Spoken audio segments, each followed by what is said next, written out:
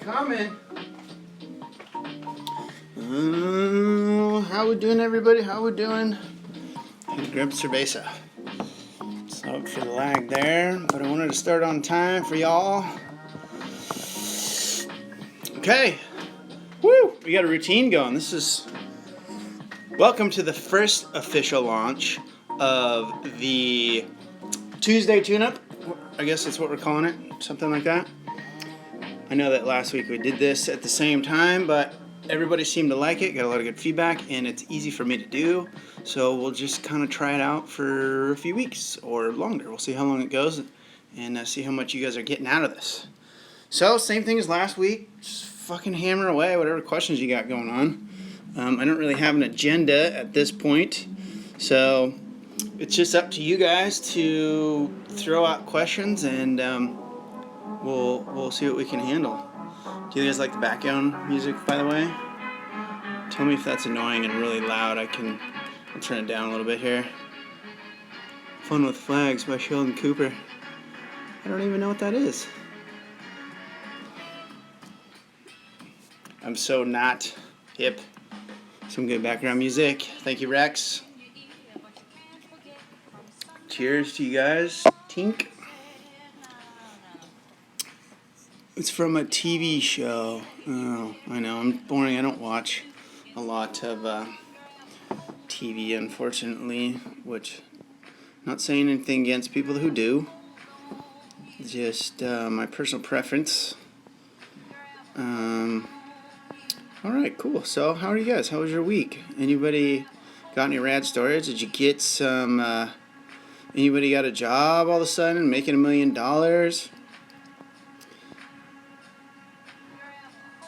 Alright, so JoJo, as a cocktail waitress, how do you order drinks? So, are you asking me, or just in general, I guess? Or somebody else on the forum? I'm about to quit my job. Just turned 21. Got the best damn cream soda. No, it's not. Good job, Simply Freckled. It's just and I'm a bit scruffy. I haven't worked in a couple days, and so I'm pardon my Don Johnson Miami Vice look. You guys probably not even know what that is. I'm dating myself. I never even watched that show when I was a fucking kid. That was before my time even. Okay, tangents. I'll go on them, so you got to pull me back if I get lost. Cocktail waitresses just order stuff. They're just like a server. They have a computer. They go order stuff, and there's a separate ticket that'll spit out. And that's what a service well bartender does. They basically make the drinks for the restaurants and or the establishment or the bar or whatever. And it's either cocktail waitresses or it could be servers. Isn't there a specific order to call your drinks, like glasses, beers, last? So are you asking me, JoJo, about the order in which I make my drinks, or the specific order to call your drinks like glasses, beers, last? I don't quite understand your question all the way. Well, it's alright. We got plenty of time here. We'll figure it out. Yeah, what can your future regular bartender... What can a future of regular bartender look like? Like, just in terms of the industry? So... I'm gonna murder some of your guys' names if it doesn't look easy for me to throw it out there. I apologize if I don't give you a direct shout out. So, JoJo, I'll come back to you in a sec. Think about that. What the future of a regular bartender? Are you talking about like the industry in general? Is probably, until we're replaced by robots, I don't think bartending as a skill set or an ability to give you a job to keep you alive or whatever you're doing with it will go away. So I don't know if we'll ever see robot bartenders. Have you ever seen that movie? I don't even remember what it was. What's that hot chick, Scarlett Johansson, and she's on that spaceship somewhere, and they wake up 50 years fucking early or whatever, and there's that bartender he's like a robot, but he's like a bartender, and he talks to you and shit. Eventually, and this is just me thinking way ahead, I think that will actually be a reality someday, but until that happens, we don't have to worry about it. So JoJo, Try to clarify. I'm not quite sure I understand specific order and like what you make your drinks. I think that's what you mean. So when I get a ticket order from the right, from the establishment, from a server, from a cocktail waitress, whoever, I try to look at them. And if you get, a lot of times, like if you're busy or if you get buried in what's called the weeds, which just means that you have tickets that are spilling out onto the ground and you're going as fast as you can to catch up. What's up, Sam? Good to see you. Mr. Sam Burns in the house, ladies and gentlemen. The way to... I look at either one ticket and everything that's on there, or like multiple tickets is even better, because sometimes you'll have multiple, let's say it's just like a basic bar and people order a lot of Budweisers, right? And so there's 2 Budweisers on this ticket, 1 on this ticket, and 3 on this ticket.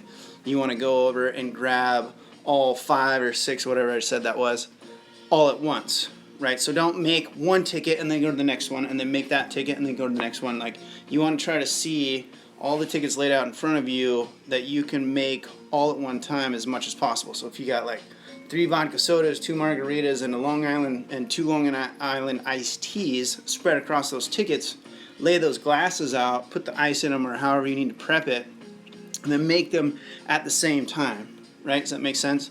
So you're putting liquor, and then filler, mixer, whatever you got to do to finish the cocktail, but you're doing them together, so that you're not wasting time. So that and this becomes more important if you're in a high volume place where efficiency of movement is of dire importance. I won't say dire importance, but it's the faster you can, the more efficient we can be when we're making drinks, the less stressful it is. And Joaquin Garcia, aloha. If I just kind of stop mid-sentence, then it's because I see questions and shit popping up. So, anyway, Jojo, hope that answered your questions, my man. Passengers, Valerie Sanchez, yes, thank you. I swear to God, I think that's going to happen.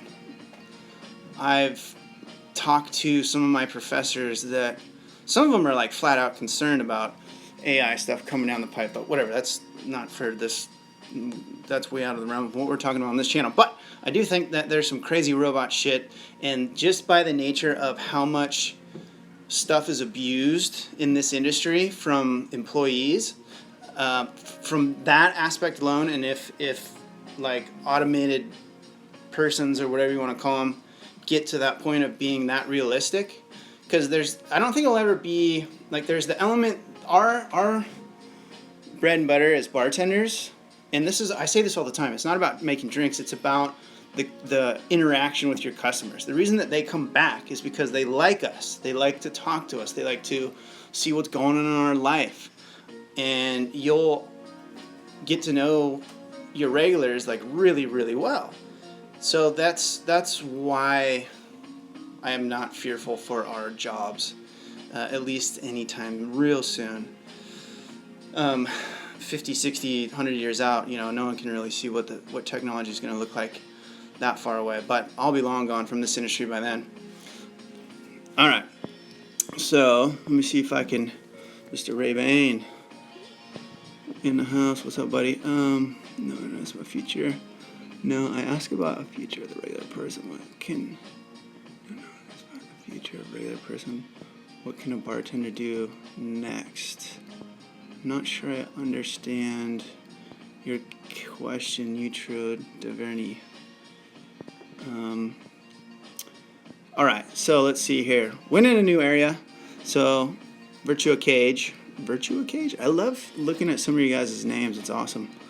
When you're in a new area, what qualities of a bar should I look for to know if it's a good place to go? Customer reviews, sanitation, staff experience, all that kind of stuff is important. But I've said it, I don't know, somewhere before in another video, that the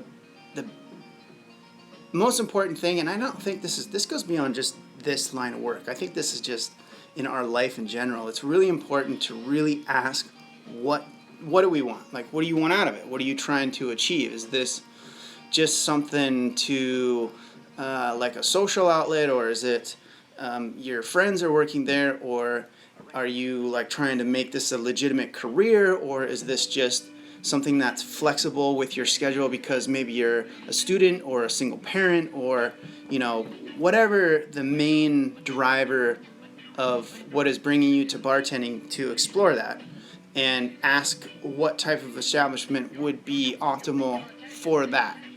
And that's why I always say, like, you look at the crazy nightclub bartenders, like, the stereotypical dudes in Vegas just hammering it at poolside bars.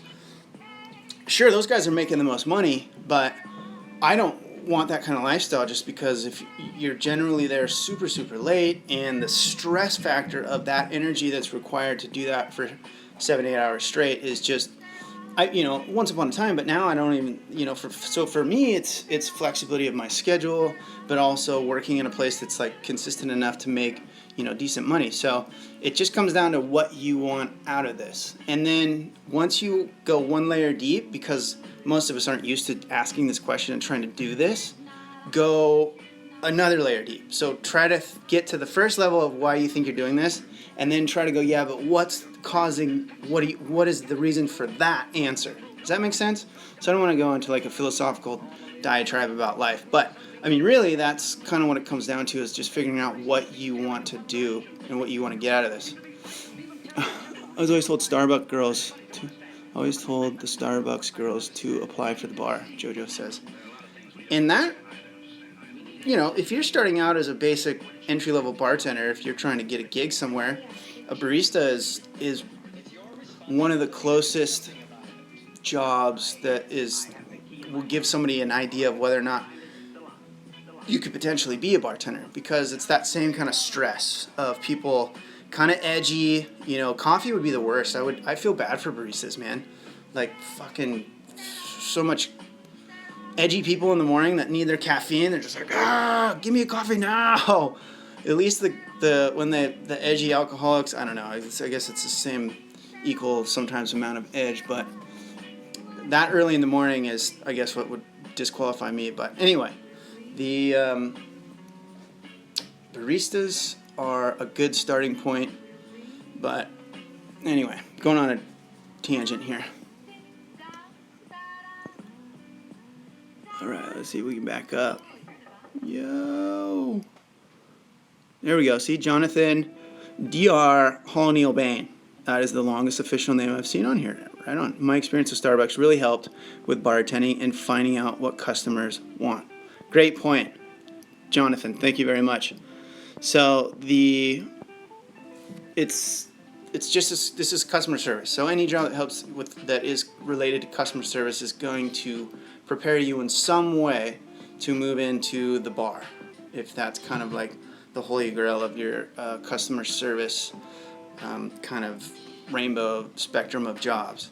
So anything that can handle you for just kind of a higher pace and understanding how to interact, not only what customers want, but being able to delicately talk to them and coax them through the situation of getting their drink or their coffee or their food or whatever without agitating them and without them agitating us back, is a subtle art form that it can, it's not difficult, but sometimes it takes a little bit of practice to get used to and to get comfortable with it.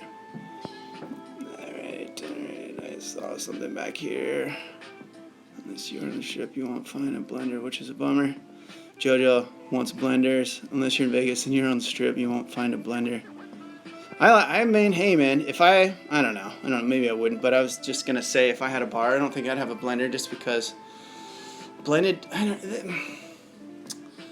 maybe I would. Of course I would. But I get why some places don't have blenders. They're just kind of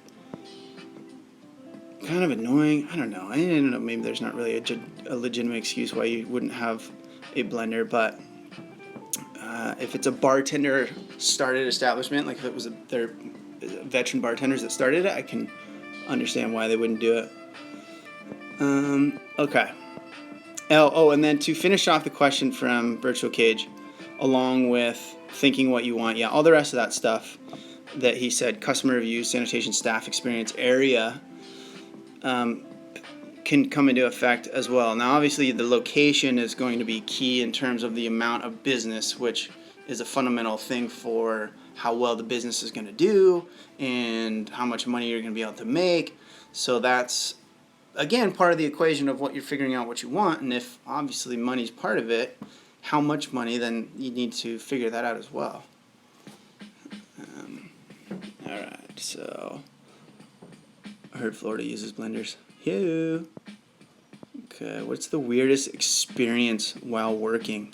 Ask Connor B. Well, I don't know if I can disclose that. I've seen some really sketchy, shady shit. Drug use of all kinds. Like philandering, cheating, hooking up with customers, on the clock. I've seen people stealing shit. I'm trying to think of one craziest thing that I've seen. I just don't know. I don't think I can say it, man. Really. It's just, you see a lot of debaucherous stuff, honestly. And some places less so than others. The more strict, rigid corporate joints aren't going to be quite as crazy as like an independent or like a smaller business owner might have a little more lax, but at the same time, you never know. It's just this industry. You see everything. Nothing surprises you anymore after a while. You can't say anything on YouTube. But they do review these, and if I have too many with, if this gets a manual review and it's got a bunch of scandalous shit on it, they'll block me and my videos. So, luckily I'm not quite big enough yet, but I don't want to get the wrong kind of attention. No offense, Connor. But yeah, not YouTube, like owners and whatnot. Or just working in the bar. It's not, it's like, how can I put this? Here's a weird fun fact for you. Like, half of my family is Mormon. My dad's side of the family. I know we're getting deep here. You guys are getting to know me right here. Don't worry. I don't want that to turn you off about anything. I'm not like a practicing Mormon. I'm not trying to push anything. Anyway, I'm just saying, my family members from that side of the family would be appalled at many of the things that I have seen in my life. To put a level on, it's just a seedy industry. It's kind of there's a really dark underbelly to it that's really kind of sketchy. Characters get attracted towards it, both working and customers. It's just, you could call it part of the dark arts almost, to a certain extent. But anyway, all right. How could I invent my own cocktails? Jose Alfredo Mendoza. I actually have a video about that in creating cocktails for an establishment. And you just think about what you like. What do you like if you're trying to create it for an establishment or for somebody? Then think about what they like, or with an establishment, what is their bread and butter. I always give the example that I work in a place that is on the beach, and it's like a Mexican themed joint, so we sell shitloads of margaritas. So it would be pointless almost to come up with this huge cocktail list that's full of like Martini variations, right? Or tiki drinks would almost work too because we're by the beach. But they come to us because they like margaritas and tequilas and everything else. But you get my point, is that you want to think about why people are coming there in the first place for an establishment. And then if it's just for you personally, think about what you like in terms of like the type of alcohols. And this goes into the art of mixology, right? You're opening up a can of worms kind of with this question in terms of you can go down this rabbit hole to the point of being like a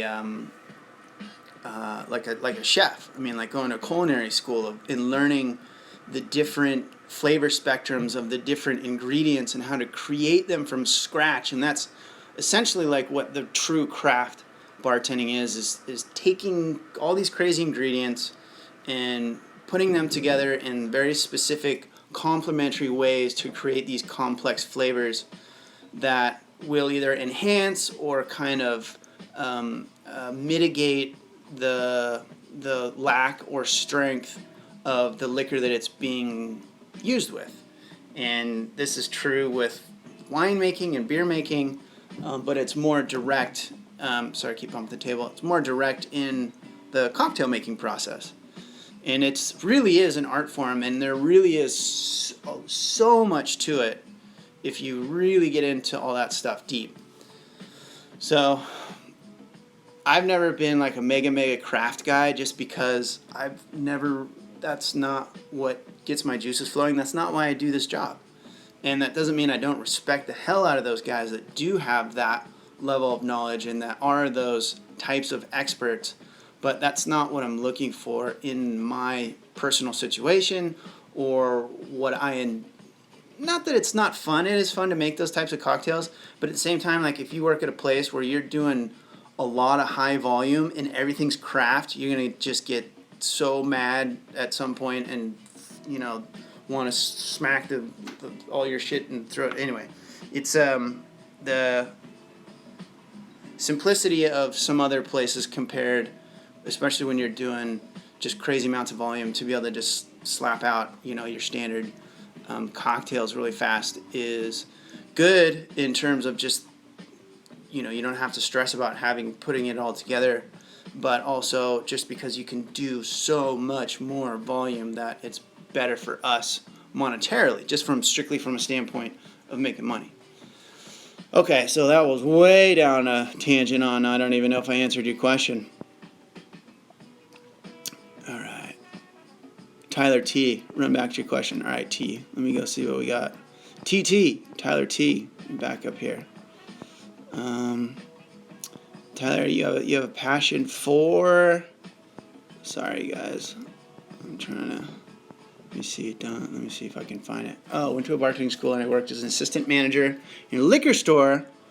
So Tyler T is asking, I went to a bartending school and I worked as an assistant manager in a liquor store, but I've never worked in a bar or nightclub. How do I get over the hump in getting my first job, although I have experience? So you have experience in knowing what the liquors are. The bar is not going to look at that and see that that's experience working behind a bar. Does that make sense? So you know what everything is really well, and but you don't have experience actually working. And that's why I say, like, bartending school, in the real world, bars, when they see that on your resume, they don't see experience from a bartending school.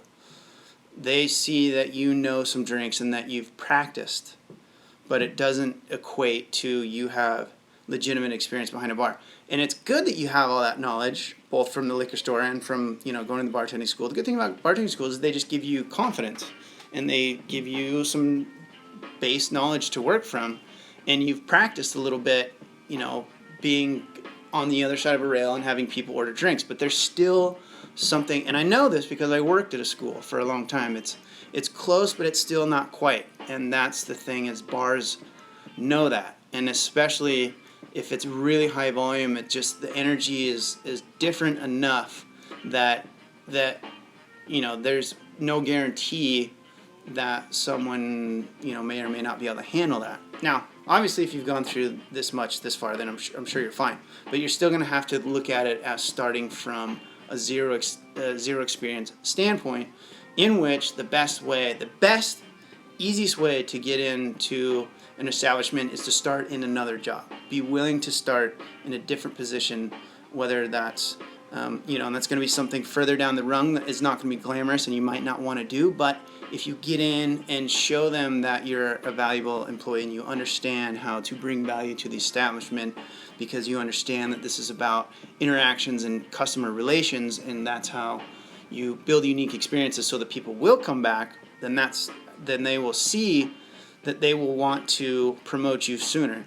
And there's nothing wrong with going in and asking and being the squeaky wheel, right? The reason I've gotten to such a comfortable position in my career, both at the type of place that I work at and to this point, like down to the types like of shifts that I get in my schedule, like which I basically control. I essentially am like the unofficial bar manager at my place, and I make the schedule. So I make the schedule for myself. Now I do, I really, really genuinely try to do my best to make it fair for everybody, but it's just that level of freedom is what I need just personally in my life and in what I'm doing. But for you, you just got to try to start somewhere, anywhere to get in, get your foot in the door. And then the other way is to start as a private party bartender, because that's going to be the closest thing to real life experience that you'll be able to point to. And, you know, I have all the videos that I made about how to start doing private parties, and it's you know, it's not what you want at first, but neither is the bussing job that you're going to have to take, or the host job, or the dishwashing job, or the prep cook job, or the bouncing job. So at least if you're doing private parties, it's not quite, but it's closer, and it will give you an opportunity to potentially point to, like, look, I've been actually bartending at paid gigs. And even though that those themselves will generally still be a notch or two down from like working in an actual bar that's pumping, it'll still, in their eyes, be closer than just if you worked at the liquor store. Ooh, lose my voice. Or a bartending school. So, okay, all right. So let's back up. I was yapping away for a while there.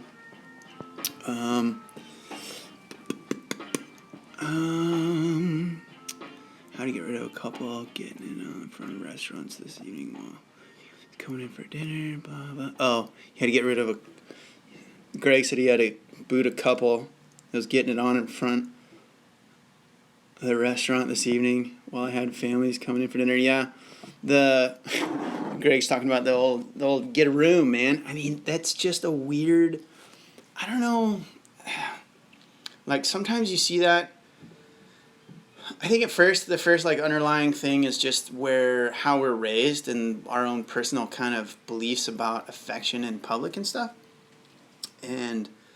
But then there's kind of another thing on top of that where I tend to see it most in people that are a little bit older, and they were kind of like, they've been married unhappily for, 5, 10, 20, 30 years, and they're just now starting to date again, and it's almost like they're trying to show the world, hey, look, I'm with somebody, I'm valuable. I don't know, and this is just my own just weird assessment, and who fucking knows, but that's kind of the vibe that I get from people. It looks like they're trying too hard, like people that are just, and sometimes they're just wasted and completely oblivious, and that, could have been the case as well, and I've seen that one too, but I still think there's a little bit of like look at me voyeurism that is kind of begging for attention. There's a little kid in there who didn't get enough attention from mommy or daddy when they were a kid or something. There's like some weird dysfunctional thing about it, because it's just like there's no need to just be almost have your hand in her shirt, down her pants, and you guys are basically fucking right there in the bar. There's no way that it's genuinely just them in that moment. They can feel everybody else watching them, and so there's something to that. Anyway, yeah, that shit's annoying. Sometimes it's hard to say anything, and sometimes it just turns into a gawk show, and you get the whole bar watching these people, and then that's, and that kind of speaks to what, maybe that's why they're doing it, but what they don't realize is it looks very, I don't want to say pathetic, but I don't know what other word to use. It's Ray. Alright, what's up, Ray Bane's got, you guys think you're living in someone else's virtual reality in the future? Just wrong. You guys ever think we're living in someone? I don't know. So Ray's going deep on some Matrix type shit. I'm not even going to touch that one. We could, but that's not relevant to our channel at the moment. That would be fun to talk about, though, Ray. I'm with you. Stacy, top 5 mixed drinks to learn to make. So, This is one that always comes up. There is no standard stock ones to know. It depends on where you work. In some places, this top 5 will be the most common, and then across the street at this other place, the top 5 most common drinks is going to be completely different. Now, obviously, to make this simple and straightforward, because everybody wants to ask this question, is just think about when people come in, they don't know a bunch of crazy drinks. What do you and your friends normally drink? I mean, it's real basic. There'll either be a preference for wine and beer, and you'll either have what you want, and you give them that. If they like hard liquor, it's usually really basic, 2 parts, self-explanatory, vodka soda, rum and coke, gin and tonic type drinks. And if you have fancy drinks that are on your menu, you're going to know those. So really, there's not a point to worry about trying to memorize kind of the top drinks. I have a video, go search. I have like the top 10 most common drinks that every bartender should know video that I made, and that will kind of give you a starting point. But again, it's all the drinks that you would think you have heard of. You know, like a rum and coke and a Long Island iced tea. Rum and coke, that's not even on there. Like margarita, Long Island iced tea. If you want to get tricky, like a Collins, a White Russian. But even those, it really is. I don't want to put a list together, because then just think about what you know and what your friends order, and that's basically you're gonna be fine with just simple 2-part self-explanatory drinks. Knowing what beers, what wines, what liquors you do have in the establishment, knowing your menu of your drinks, and then a couple of basic drinks that you've heard of. And you will probably be fine. And the other thing, because what that question stems from is the fear of, what do I do if somebody orders a drink and I don't know it? Right? That's like the whole worry, is like, holy shit, what if somebody orders a drink and I don't know it? Because I'm the bartender. I'm supposed to know every drink ever invented, which is complete bullshit. That is not fucking true. Don't worry about if you don't know a drink. I get stumped sometimes, even after doing this for all these damn years. It doesn't matter. You just say, hey, even if you did know that drink at one time, it's like, you know what, I completely forgot how to make that drink. You know, and you can just straight up ask them, like, what's in that? Or how do you prefer to have that made? And you can also just go around the corner and Google it on your damn phone.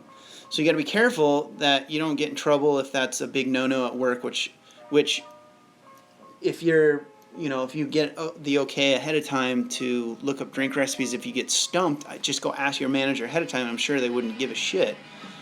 But don't be afraid to just ask the customer. Like, I've never heard of that, or what is that, or how do you make that? I've asked all those questions. I had somebody order, I don't even remember what the hell it was, something last week, and I just completely had no idea what it was. And it was just like a weird champagne drink. So a lot of times when people order weird drinks, it's from other establishments that they used to go to, and they made this drink up, and then the customer that went there and had this made up drink thinks it's like an internationally known drink. And so that was the case for me the other day. But to get back to the original point of what are the most common drinks you need to know, is just it's not about knowing drinks. You got to get away from thinking that this job is about knowing cocktail recipes. It's not about knowing cocktail recipes. It's about customer service. It's being able to be open and relatable with people and be able to have conversations and make them feel comfortable and welcome so that they'll come back. That's it. I mean, that's our job in a nutshell, is to just create comfortable experiences so that people want to come back. It's about upscale. It's about upsell. No. Let's see. So, okay. Let's back up a little bit. Let's see. Blah, blah, blah, blah, blah. Oh, there's a random hook. So Greg was talking about, to get back to the drunk people. They were just smashed. Yeah. But even then, still, even when they're really drunk, the drunk hooking up people, I still think there's a little bit of like, look at me, going on about it. done a few private. Okay, so Tyler T. I've done a few private parties in Florida. I'm doing as much as I can to get my foot in the door, and I feel like your 100 Patreons will set me up. You know, I created. Hey, yeah, I hope so, man. That'd be awesome if I can get that on Patreon. Anyway, so yeah, Tyler, it's just a grind. The easiest way is to just go as far down the entry level position chain as possible. I mean, don't think bar, think dishwasher, think janitor, or just go as low as you can. And this is just at places that you really want to work up to. You don't have to do this in a place that's just not going to be that fantastic anyway. Try to work in a little bit higher, but just be willing to get your get your foot in the door at a place any way possible.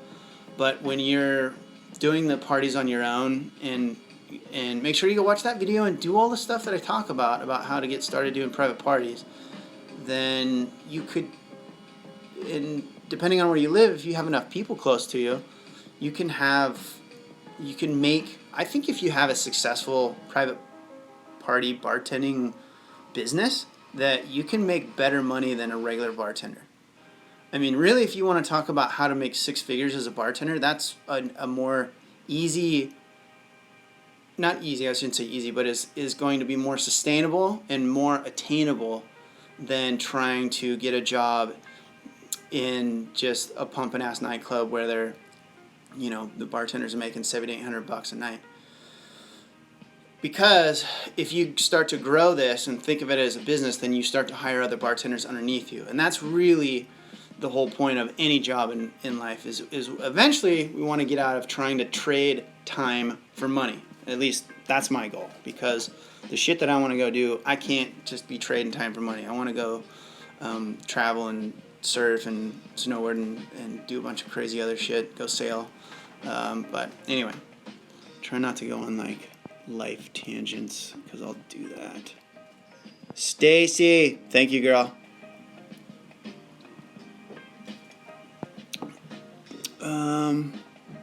Let's see here. All right, so let me back up a little bit, because I had a little bit of flurry of some questions here.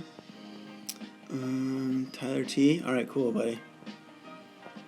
Keep teaching about bartending. Dramatically improve planning your drinks by watching your teachings. Thanks, Jose Alfredo Mendoza. Appreciate you watching it, my man. Let's do lemon drop martini for the girls. Yeah, JoJo, the girls love lemon drop martini. And that's an easy one, too. Let's see. Where do you recommend getting tools for a person who's starting out with private parties? So, Garrison, you can... I don't know if it's in... I'll put it in the description of this video after this post live. But if you go to just a couple of videos back and go into the description of any of them, I should have a big list on most of my last 4 or 5 recent videos of all the basic tools you would need. If you go watch that 48-hour video about the private parties, I think it's called How to Get Started in Bartending in 48 Hours. That's about doing private parties.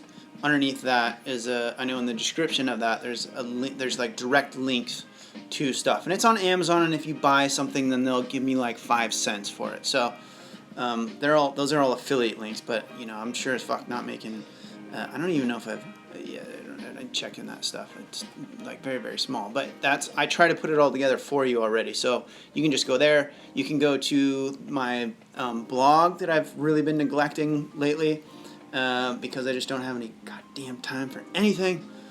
Life's so damn busy. It's good. It means I'm working a lot. You can go to the bartendingblueprint.com website, and right in the navigation at the top it says bartending supplies. And if you click on that, it'll bring down a menu and it'll take you to a store. Again, I think it's like connected to Amazon, but I've specifically connected to things like pour spouts and shaker tins and sugar salt rimmers, like the basics, garnish trays, all the things, smashers like muddlers and stuff. So all the things that you would need. So go check that out. All right, Ray. Let's see. What would be your first steps to transition from bartending to hiring bartenders underneath you? Do you have an entrepreneur book recommendation for the question above? It's funny. So I don't know if you guys know this, but one of the things I'm studying in this business program is entrepreneurship, and I'm almost done. And one of the coolest things that I've learned is that you can't really teach entrepreneurship. You can teach the things that will optimize your ability to have success in your business, but the biggest thing really with being an entrepreneur is just having the fucking balls to just do it, and then just doing it. So there is no right or wrong, and really the instead of the most beneficial thing I can tell you, Ray, is instead of like worrying about reading a book first and trying to make sure that you get it exactly right, is to just go out there and fuck it up. Like go. That's the other thing that the main thing I'm learning from this program that I'm in. I apologize for this tangent just for a second, not related to bartending necessarily, is that you want to fuck up, right? As an entrepreneur, you want to make mistakes because you figure out what's not working, and then that will direct you. The more times you can fuck up, the quicker you will get to making it work. Does that make sense? So instead of trying to read a bunch of books and being perfectly prepared from the get-go, the most important thing is just to start and fall on your face. Like, you want to fall on your face as fast as possible, as often as possible, so that you know what's not working, and then you can, because if you're spending all this time going down this track of trying to make sure that you get it exactly right, and then you realize that it doesn't work, and you're gonna have to come way back, as opposed to if you just started out and fall on your face and then start, and then you're in a tighter track sooner. So don't worry about a book, Ray. I have a bunch of them, but they're all the books that I've gotten from my program and read are more applicable to like huge companies, like massive Fortune 500 style companies. They're not really applicable to a tiny one-person, one-man show job like what we're talking about with being private party bartenders. So really, the main thing for you need to worry about is to get to the point where you have so much business that you can't handle it. And at that point, then just put an ad on Craigslist and find some people to come work for you. And then just keep growing it in that way and figure it out as you go. And if you get to that point, you need some more business-specific help, then drop me an email and I'll be happy to help you out. Okay. Let's see here. So here's a good question. What are the worst problems of a beginner? Just being comfortable talking to people. So I know I keep Utrobadirni. I'm sorry if I'm butchering your name. I'm trying to give you a shout out there. What's the worst problem? He wants to know what's the worst. He or she. I'm sorry. What are the worst problems of a beginning bartender? I think is what you mean, or just any bartender. Beginner. So the biggest problem again is being in your head because you think it's about the drinks, and then you get in there and you realize that you don't know how to talk to people, and that you're scared to go talk to people. So it's just kind of kicking you off the deck into the deep end of the pool to just go talk to people, and then you're like a dog the first time you've never swam. You don't know you can swim until your owner throws you in the pool, and then all of a sudden you're like, holy shit, I'm swimming, and you're just you're just doing it. So the main thing is just trying to get to the point where you can just talk normally and comfortably without being like some fake, hi, how can I help you tonight person. And sometimes where you work, they want that, but just me personally, that's just annoying as fuck, and I wouldn't be able to do that, and I'd want to kill myself. But, not to say places to do that, that's totally fine. But it's just getting to a point of being comfortable and normal and natural, talking to complete strangers about anything. And you just strike up a conversation. Just, hey, what's going on today? What are you up to?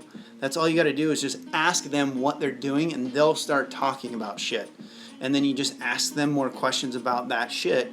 And then, this is old psychology tricks. And I talk about this in the whole Getting the Job miniseries in the interview process of getting them, like asking them questions about themselves, because it puts them in a frame of mind that they're talking about themselves, and that just kind of feels good to our egos, because we're very much, whether we know it or not, or like to admit it or not, we're all very much ego driven, even if we're very much, even, you know, anyway, but so getting them to talk to about themselves is really what you got to figure out. So just don't worry about drinks.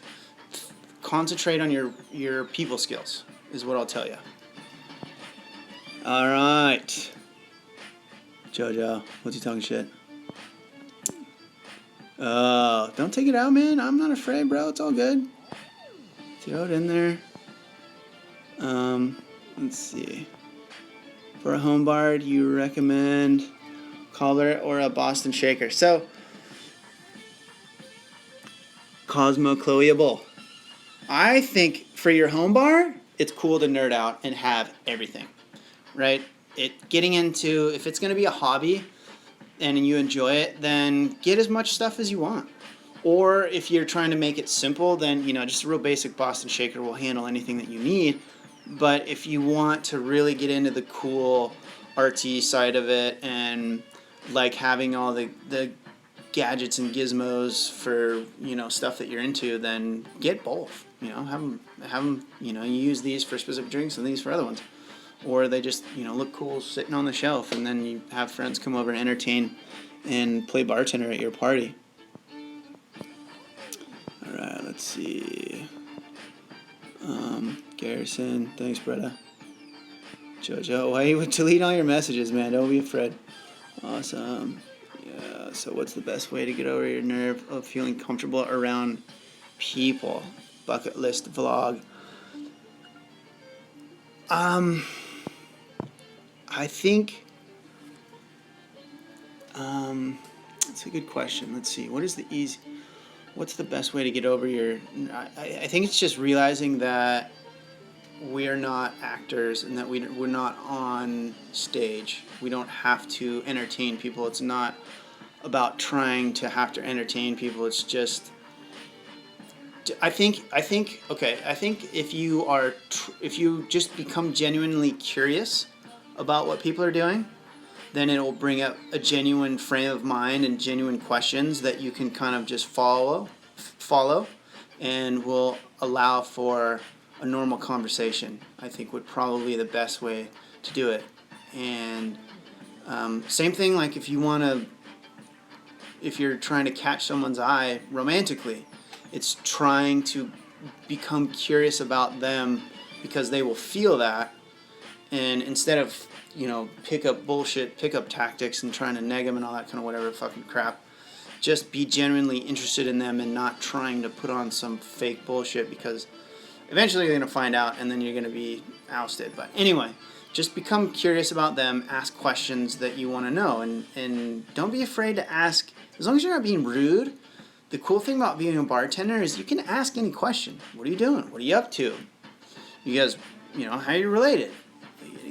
And then be just aware of just being polite. Think about the manners that hopefully you learn from your parents when you're asking these questions, and then you shouldn't piss anybody off. And then just start digging. Just ask them questions, you know? And then if you run out of shit to say, then look over towards the well and walk away like you got to check to make sure you don't have any drinks. Or walk to make sure that you have to stock something. And generally, that's, if you're working, there's times when you're going to be leaning against the bar talking to people. But at the same time, hopefully we're working in places where there's business, and you're not going to have a lot of time to just have to entertain people. And a lot of times I actually find the opposite problem of getting into conversations with people, and I have shit I need to do, and I'm trying not to be rude and walking away too soon. And that's where you just go, I'm sorry, I'll be right back, you know. And sometimes you just got to cut them off on the spot. But yeah, that's what it's just, you know, just genuinely get curious about people. Oh, my power is getting a little bit low. I think we're all right, though. We're almost up on an hour. I started bartending recently. So, Utra Taverni, I'm sorry I keep butchering your name. I started bartending recently, and it turns out I'm not that fast. As a manager wanted me to, and I'm afraid to, and it can be a huge problem. So, if you just started out, then they shouldn't be too on your ass about becoming fast. Although, you know, if they gave you a shot and they said, hey, this is a busy place, then eventually you're going to have to pick up the pace. Or, you know, sometimes, I'm not saying you, but just sometimes just some people aren't cut out for this gig. And that's just, I don't know, can't really do a whole lot about that. I mean, of course you can work on it and trying to do stuff like I was talking about earlier in the broadcast about when you have a bunch of tickets that come out at once, like looking at them all together instead of individually, so that you can make all the drinks in groups. So you can get all the beers together if there's similar beers across or similar cocktails across the drink tickets. And you do, and that's kind of a way to think about your customers at the bar too, and that's how you become faster. Go watch the video that I have about remembering, what did I call it? I think it's about remembering multiple drink orders, where I talk about how to kind of I like to make a chalkboard in my head, but a drink tickets is a good one. So you can think of each person as a drink ticket. And so if you start to be able to do that, then that's how you see bartenders take multiple orders at once, is they just get comfortable with knowing that you're going to put it in there and it's going to stay. And even if it doesn't, then it's okay to turn around and go like, okay, wait a minute, what am I missing? I know I got it like a beer and a vodka soda, and then you wanted something else. What was it? Because you got a few other orders. So work on trying to make multiple drinks at once, and then work on using both hands at the same time so that your hands are always moving. You should never have an idle hand. And if you can use both hands and make multiple drinks at once, then you're automatically going to be, in my opinion, if you can actually do that, which I don't think is too hard, then in my opinion, I think you're genuinely going to be out of the beginner notch or phase of bartending and up into more of a, you know, you're starting to get it and you become like an intermediate bartender. And that's kind of the difference between a beginner and an intermediate bartender, is just being able to understand how to make larger orders at once. Like if that's their concern, is the speed, because it's a higher volume place. So as drinks are coming out, even if you're already started on stuff, right? If you're working in a service well, for example, and another drink ticket comes out with a similar drink, like just try to throw it up there and add it on. But at the same time, sometimes it'll just take a little bit of time. And if you're really just brand new, they gotta at least give you, you know, a couple of weeks to, you know, or a couple of weeks to a month to really give you a shot to start to try to figure it out, hopefully. Because I've never heard of anybody going in, getting a job, and then they got fired because they were too damn slow. Even though I said that, you know, some people aren't really cut out for this, I've never heard of anybody really getting fired. Actually, my first gig, I didn't almost get fired, but I had the other bartender that I was working with basically going, hey man, you need to pick up the slack because I'm getting massacred back here. The first place that I worked at was a pretty busy place, and there was basically your two bartenders, and you essentially one of them kind of works the well and one of them kind of works the front of the bar, but you're supposed to both help each other. And I was such a beginner, and it was so busy that I was just buried in the weeds. There's just tickets down on the floor, and I was doing the one at a time thing. And it's just figuring out that you can make multiple drinks at once and not being afraid to look at all the tickets that pop out and seeing what's on there. Because it can kind of feel overwhelming when you see all these tickets on the rail that you need to make, or on, you know, wherever you have them.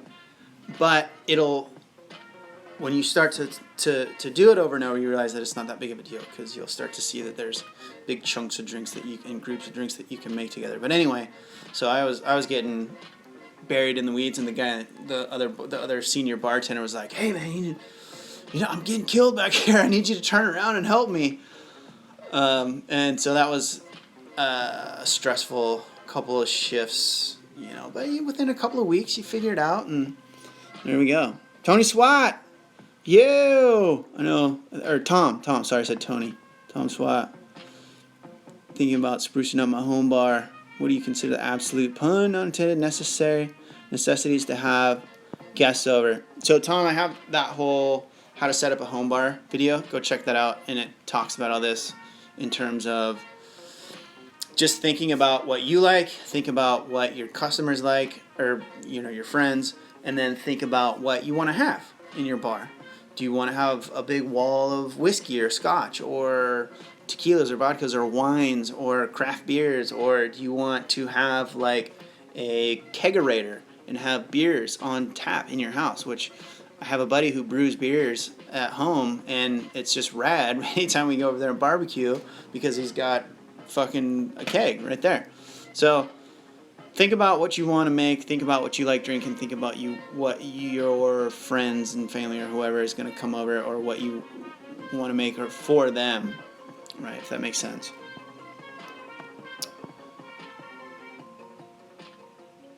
They call me Flash. Oh, right on. Sweet. So the guy with an intro of a Dirty Vernie, that's Flash. What's up, Flash? Bucket list log. Thanks, buddy. Appreciate the worth of sub. Thank you. I'm trying to bring some legitimate value for you guys. Yeah, Fernando. So I'm trying to do these every week. So that's kind of the point of this. I'm going to try to start doing these every Tuesday, 7 p.m. live. And sometimes I won't be able to do it. And so I apologize if you turn up and I'm not on by 7:30, then it's probably not going to happen that night. But right now the plan is to, as long as you guys are tuning in and asking good questions, and you're all getting good value out of this, then we're going to keep it going every week.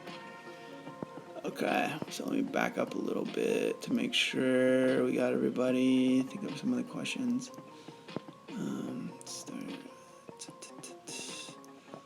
Okay.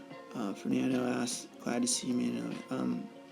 How would you react to a fake ID? Would you call the police or just keep the ID? Oh, so no, when you see fake, and you'll see them all the time, so you don't need to call the cops or anything. You don't need to be, and I'm not saying that you're being a prick, but you don't need to like be a prick about it and be kind of like, oh, you little shit, and you don't have to be an asshole like that. You can, I mean, I've told them just straight up no, and I mean, really, it's not.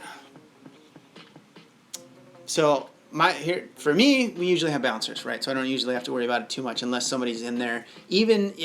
Which, by the way, even if you have a place that you work out and they have bouncers, and you'll have to check the laws within your specific state, but this is pretty sure this is across the country, in the U.S. anyway, is the case that even if you have bouncers at the front door and they check someone's ID, if somebody comes in and they're underage and you serve them, you can still be liable for serving that underage person, even though they had the ID checked at the front door.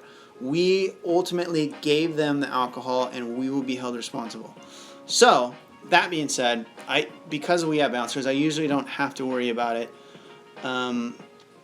unless they look really young. And I have asked people, and they've said, oh, well, they already checked it at the door. I'm like, sorry, girls, because it's usually the chicks that look suspiciously young for some reason. Like, sorry, girls, gotta check it again. And it's funny because the young ones are the ones that all get upset. Like, usually, if someone gets upset about you checking their ID, that's kind of a little bit of an indication that they might be too young, because if they are using a fake ID, getting through the first guy at the door, they're like, whew, we made it, yes. And then if the bartender asks them again, then they'll get all agitated, like, what the fuck, So but sometimes it's just being young, and you don't realize that someday I'm going to stop asking.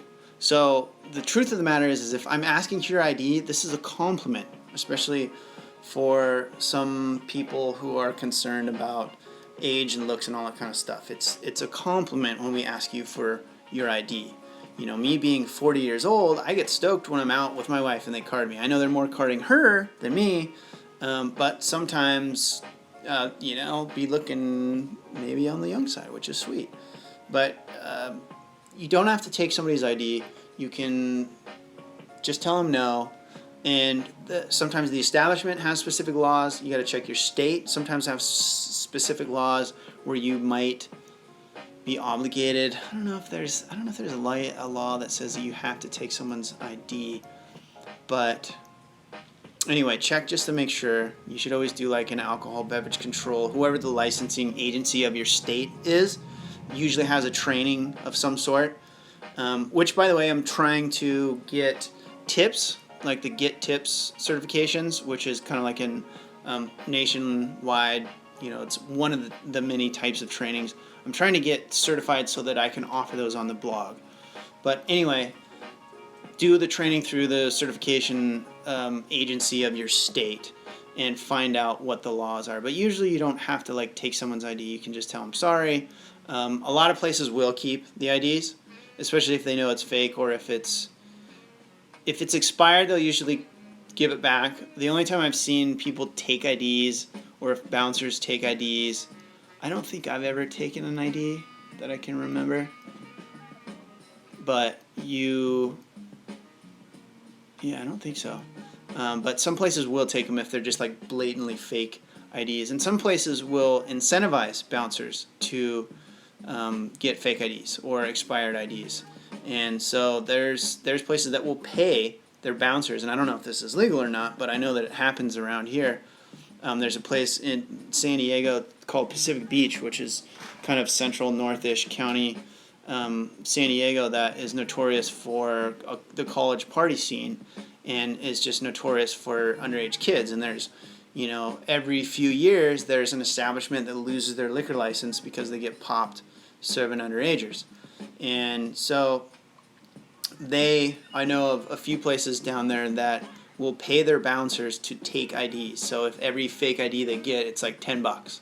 So those dudes are looking for them, and they're going to keep them if they find them. But for us, I generally just say sorry, come back next year or 2 years from now or whatever. So long-winded answer to your question there. All right. Tyler T, would you ever open your own bar? I don't know. I think I'm kind of torn. I've actually been thinking about it more and more lately, as I'm looking to transition out of my bartending career. I would sure as fuck know how to run a damn bar, and what I don't think it would be easy, but I think I would have a really good idea on how to put together an attractive establishment almost anywhere, and how to, what brings people in. So I think I could have success in doing that, but it's just starting a bar or a restaurant is just such a massive undertaking and such a massive investment that there's a lot of risk. I think that if I was really going to go into that, it would be if I found an opportunity where I could just walk into buying a place. Like if a place was going down because of financial hardship, but it wasn't due to the business of the establishment, it was because of bad management, then if you could walk in and take the reins and basically just do like a bar rescue kind of a thing, then I would be more open to that, as opposed to there would be a few places where if I had the right partners in the right spot, I think I would be totally open to starting my own place. But at this point, I just don't have the funds. I mean, you need $1 to $2 million around here. I'm talking San Diego, so I don't know about other parts of the country, but you're talking a minimum $500,000 to $1 million usually to really, like, if you're talking about building a place, and you're talking about almost as much, maybe even more, to buy a place. So it's not a matter of thinking you could pull it off or not knowing how to do it. I think it would be fun if it would. Of course, everybody would. That's a great business if you're an entrepreneur, to have a successful bar or restaurant. But there's just, when you look at the statistics of success rates of places, it's like less than 90% or less than 95%. It's like 3.5% of all establishments that start make it past 5 years. And so it's a tricky thing, and I'd have to have the right situation. But if you got the funds and you got a spot, I would definitely know how to run the front of the house. So you come talk to me, Tyler. Okay, so to finish this, Tyler, I didn't see the rest of your question. Where would you do it? San Diego, because I know this area really well. I could knock it out of the park, I think. I don't know. I would know what to do around certain areas around here. And then also, like where I grew up in Bend, Oregon, I would be open to put a place there. And maybe a few other spots around Oregon, and then probably like the West Coast. I'd be more open to stuff in the western half of the states, just because that's where I'm from and that's where I've lived my whole life and have traveled, around a lot. But I've never really lived in the South or on the East Coast or in the Midwest, so I'm not tuned into that person, so I would be apprehensive. Not to mention, I just wouldn't want to live out there. But no offense if you're Midwest, East Coast, South, or anything like that. I'm just, my family's all out here, and I've lived, and this is where I'm from, and so that's why I love it.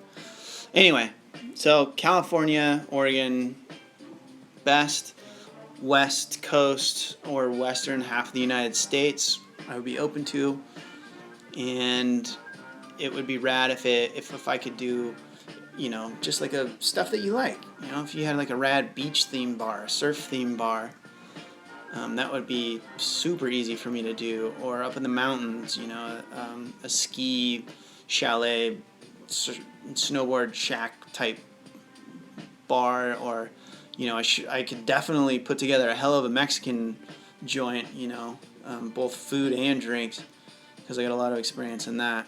So I would. I actually was thinking about that when I was up in Bend this year, because there was not a whole lot of really good Mexican joints. And for some reason, it's really hard to find good Mexican food out of the Southwest. And there's almost no good Mexican food, or very little, in terms of finding it across the whole rest of the east part of the United States. It's really weird. I don't know why. Okay. Let's see here. Pass the Herradura. Yeah, this stuff right here. Jojo, it's the good stuff. Here, I don't ever do this. I'll take a shot with y'all. Don't tell my wife. Shh. So this little Herradura Añejo. What else we get back here? Maker's looking good. I think I'm gonna go for it, because I'm a tequila guy. Don't do this in your bar. This is my home bar setup, so I can do this. Just a little swig. That's good stuff. Okay. See, now that's the kind of stuff, if a YouTube monitor saw that, they would at least ban my video. Or maybe not ban it, but they would age restrict it. So that's why I don't want to do that shit too much. Okay. Jojo. All right. Sorry, buddy. I'll drink one for you. Oh, hit the wrong thing here. By the way, my phone is getting low on battery, so we might have to cut this pretty short. Yeah, we're getting low on battery, so let's let me take one or two more, and if my phone dies, then if this just cuts out and all of a sudden, then that's what happened. But we're coming down to it. So if you got any questions, D-Swag, I'm doing good, buddy. Now that I took a little shotski, I'm doing even better. Have you ever had to deal with police while bartending, Evan Richter? Just in terms of, no, not really. I had one of the guys that I worked with served an underage cop. I wasn't there that shift, so I didn't really have to deal with it.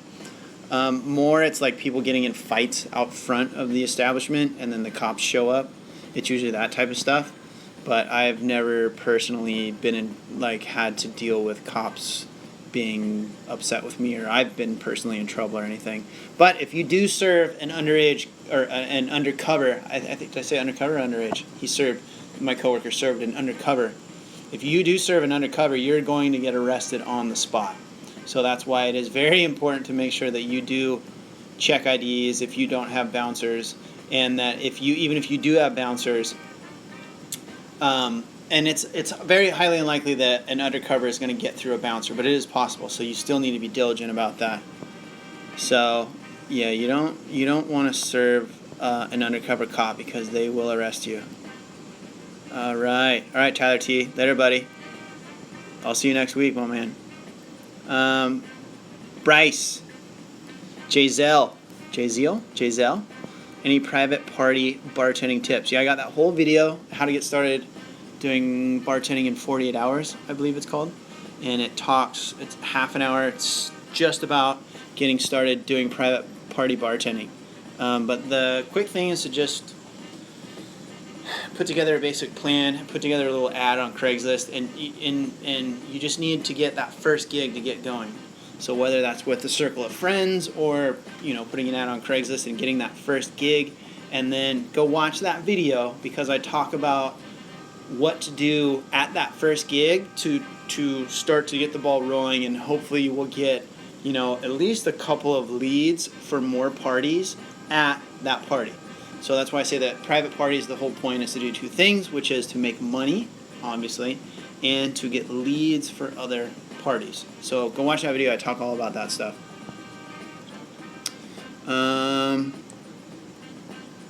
Fernando, what's your favorite spirit? Did you just see me do that one? Tequila, my man.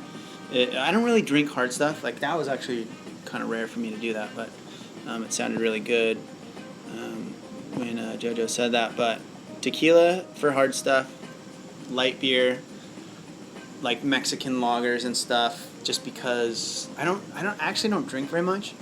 I know it might look like from this channel that I drink a lot, and to be fair, I was, you know, a single man in my 20s working in a pumping beach bar in San Diego, and I have definitely partied my fair share of my life for a little while, but the last, you know, basically 10 years or so, I don't drink a whole lot.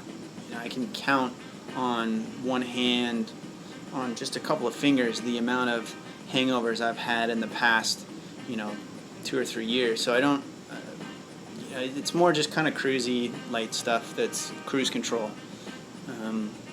Wine, good wine. My wife likes wine, so we'll go wine tasting and, you know, just kind of get into the wine stuff. Which, by the way, I still need to do.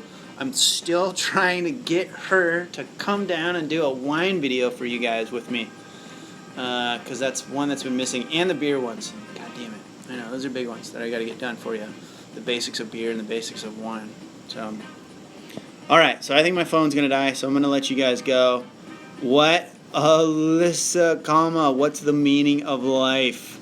Man, just trying to go deep while I'm cutting it off. Well, this is going to do no justice, and we'll have to try to talk about this another time, but I think the whole point of life is to enjoy the ride and to contribute positivity and, you know, love, whatever you want to call it, to everyone else out there, and help those in need or those who can't help themselves along the way. And I think if we do that, then I think we're fucking nailing it in life. Enjoy the ride, spread the love, help those who need help and can't help themselves. And I think you'll definitely get a halo at the end of the game, if you know what I mean. Alright, so, okay guys, I think that's it. I'm in Georgia. Sign up. And it's a telltale sign if you're about to get stung if they order a beer bottle and walk away from it, and then they leave it to get fingerprints. Oh, Zach. So that's a good little trick. He said about a sting is they'll order a bottle and then they'll walk away and they're looking for your fingerprints on the bottle. So, yeah, those fuckers are sneaky. So that's why you got to be careful. All right, you guys. I'm going to leave it here. Thank you for turning in and being part of the conversation. Please spread the word if you have any other people or friends that are interested in learning about bartending. I'm going to start doing these every Tuesday, 7 o'clock, Standard Pacific Time. My phone's about to die. If I cut out, I'm sorry. I miss you. I love y'all. And I'll see you next week. Tuesday, 7 p.m. And I'm going to start moving my releases of just the regular videos that I do from Mondays-ish, because I'm going to call that ish, to about Friday-ish. So we'll have this one live Tuesdays, and then hopefully have a new regular episode coming out Fridays for you. All right, I'm Jason. This is Making You a Bartending Pro. I'll see you soon. Later, guys. Peace.